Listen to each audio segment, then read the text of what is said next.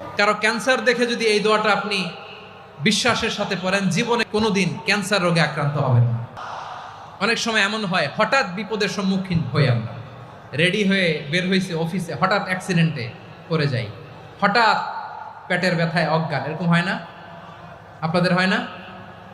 বিষ্ণু ইসলাম বলেন, আকস্মিক দুর্ঘটনার বিপদ থেকে যদি কেউ বাঁচতে চায়, সকাল সন্ধ্যা যেন প্রত্যেকে এই দোয়াটা পড়ে। সকালে যদি 3 বার পড়ে, সন্ধ্যা পর্যন্ত হঠাৎ হঠাৎ বিপদ থেকে সে রক্ষা পাবে।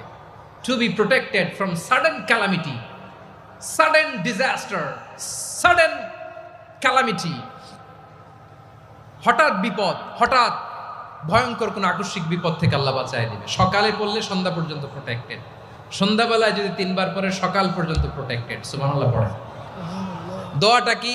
দোয়াটা হচ্ছে বিসমিল্লাহিল্লাযী লা ইয়াদুররু মা ইসমিহি শাইউন ফিল আরদি ওয়ালা ফিস